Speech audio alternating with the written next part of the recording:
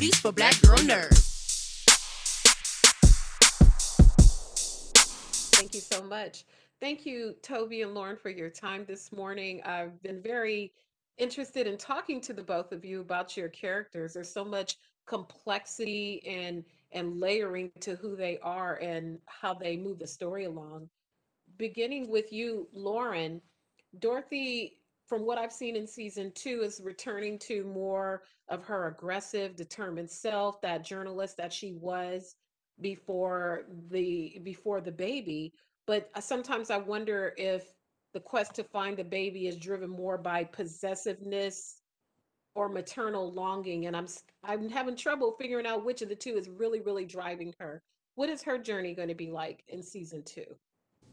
Yeah, I think so much of what you said. She definitely, we kind of turn away from the vulnerability of the trauma and the mystery to her of this trauma, and now we're faced with this very real problem of getting her child back. And I think her rage at having what she cares most about in the world taken away, and focusing it on this person who's come into their house. It's a very real problem, and it's a very real rage. And so I was, given the opportunity to do some really intense scenes with Leanne's character, where there's a real power struggle.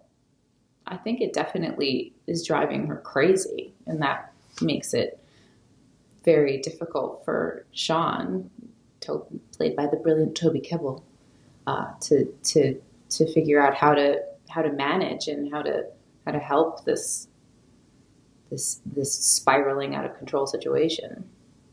Absolutely. Yeah. Toby, for Sean, when we first meet him in the first season, he's doesn't seem very likable. He doesn't seem like he's very dialed into this nuclear family dynamic that they're building.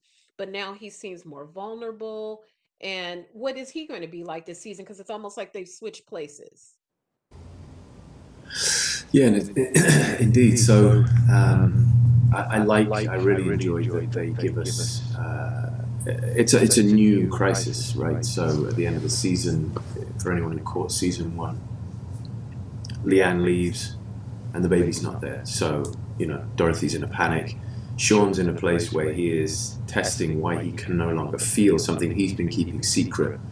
He's lost his taste, he's lost his smell, but the fact that he can't feel anything is obviously symbolic, but is really starting to cause him panic. So I think his cynicism about knowing all the answers and knowing what's going on, knowing what's best, starts to crack a little. It starts to give a little room for possibly Nell's supernatural suggestions, or the cult she belongs to coming in and feeding him information. It gives those elements.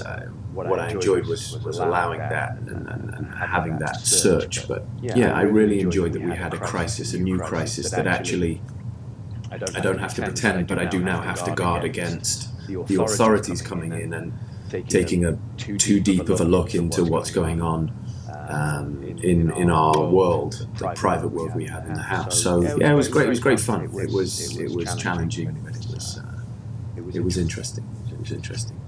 Definitely. Looking forward to seeing the discussion in social media on it. Thank you so much for your time this morning. Thank you for your nice questions, Jeandra. Yeah. Thank you. Thank you.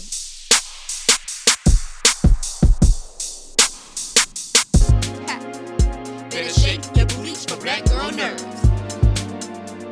Better shake your booties for black girl nerves.